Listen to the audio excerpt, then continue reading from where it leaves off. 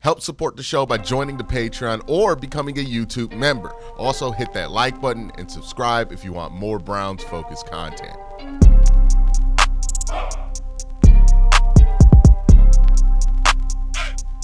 All right, Trey, I'm going to leave you with the opportunity to either provide hope to Browns fans or to decimate us. Scale of 1 to 10. 10 is cooked. 0 is raw. Where you putting Kirk, man? Do you think it was just the first year after the Achilles was the issue and maybe he'll be better after? Or did you see things that made you feel like, I don't know if this got any more left in it? Because he is that age. So here's the thing that was weird is that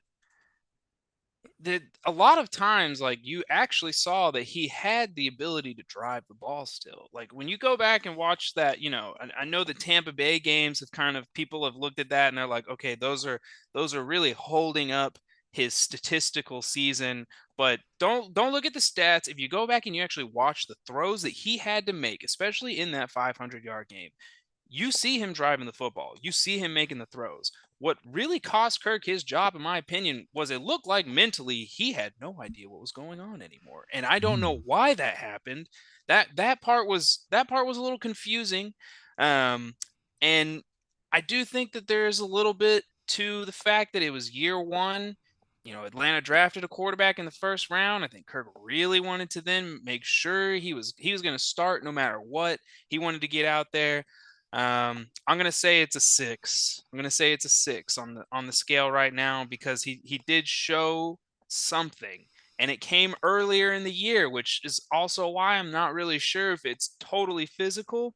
The movement was a little, the movement was a little limited, but man, an Achilles is hard to come back from, and it's hard to come back from at 36, and so knowing that now he had extra time on the bench and that he's going to be having more recovery time this offseason, I don't know, man. He might still have something. Going back to that old thing with Kevin Stefanski, used to work in Minnesota. It might. I can see it. It might. For a year or two. He's younger than Joe Flacco was. The year we knocked all the rust off that, right? So I find him as an interesting one because here's my thing with Kirk Cousins, man. Kirk Cousins is never as bad as them people be saying Kirk Cousins is. The issue with Kirk Cousins is he's never as good as these people be saying Kirk Cousins is. Right? That's exactly it. Yep. So right now we're in a Kirk Cousins dogpile era. And I've been through this since 2012 where I'm like, oh yeah, we go dogpile on Kirk. And then he gonna throw 10 touchdowns. And then we gonna be like, oh, see, Kirk Cousins is actually one of the great. What's hilarious about this? You know who his predecessor was? Joseph Flacco. This is the same conversations we had about Joe Flacco that we have about Kirk Cousins, just like 3 years apart. And they just fell into two different complete eras. But I'm like, yeah, this is the same conversation. With Kirk, I'm like, he put him in the right offense. I promise you, he ain't gonna be as bad as you think he is. He just never gonna be as good as you want him to be, right? Like, I agree. Perpetually Kirk Cousins, right there. Like, just not as bad as you think, not as good as you want, though. Because once you start, I talked to this point about drafting a quarterback at 2, where I'm like, because if you get a quarterback at 2 and he's decent, you're gonna be mad because now you're ready for a great quarterback. Yep. But you got a decent one, right? It's the Dak Prescott syndrome. It's like, he's decent, but you need a great quarterback.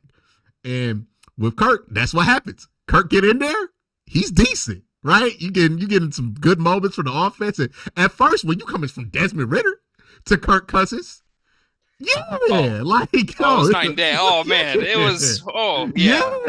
I'll redo this entire season with Kirk all over again. Right. You start having no conversation. If we had Kirk Cousins last year, we would have won 12 games. And look, Kirk Cousins gonna come to Cleveland, and he's gonna play here, and we're gonna do the same shit. Where we gonna be like, man, this is so much different than how Deshaun looked the first 7 games. If Kirk Cousins was here last year, brother, we would have won 11 games. And then you get to the point where you think you good, and you start asking yourself, how good are we? And then that's when you realize you got Kirk Cousins, because he's gonna do something that violently reminds you that's still Kirk Cousins, right? And then you're going to be sitting there like, damn, why can't he be better? And this is where Kirk Cousins has always failed in his career. So if I'm the Browns and you're like, hey, I just need to not get fired next year, Kirk is your man. Like, you gonna go over 500 with Kirk. The issue is, once you get to over 500, you gonna start showing some disappointments. Like, yeah, he gonna have a horrible game against Kirk. Yeah. Look, and I give kudos to the Falcons because they saw that shit coming, right? They got Kirk Cousins was like, you know what?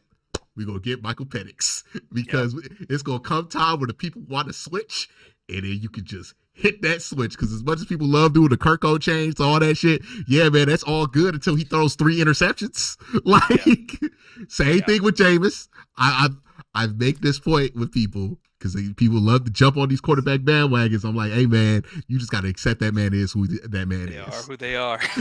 Like, They he are got who a they 10-year track record. Kirk Cousins is the same way. So that's people been getting mad at me for my advocation. I'm like, yeah, it probably worked with Kirk. And they're like, oh, I can't believe you're drinking the Kool-Aid. I'm like, I'm not. I'm just aware of what Kirk Cousins has always been his entire life, which is not as bad as you think. Yeah. But boy, you wish he was just a little bit better. Is that where you were sitting with the Falcons? Yeah, I mean, it was always kind of just one of those situations where I was like, I know Kirk's going to be in between like the 16th to 12th best QB.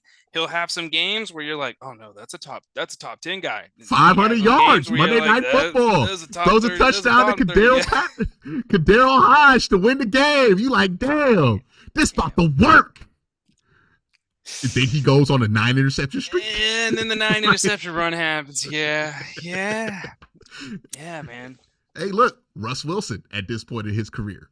Same guy, right? First 10 weeks, oh man, we about to be on it. We about to go off. Look at the Steelers. They're back. They're going to win a playoff game this year. I was like, damn, they might win a playoff game. And in the last 8 weeks, it's like, nah, that's still Russ. That's still Russell Wilson. And that's still Arthur Smith. And there's no George Pickens to bail you out on 3rd down anymore, right? And then George Pickens got an attitude, and now he out for the season. Why? Because he got an attitude. Like, yeah. Oh, yeah. You just realize how unreliable everything you built was right there. Where it's like, oh, yeah, this whole thing's kind of hinged on Russell Wilson at 36 and our bad attitude wide receiver having a good attitude. Like, yeah, it's not really sustainable.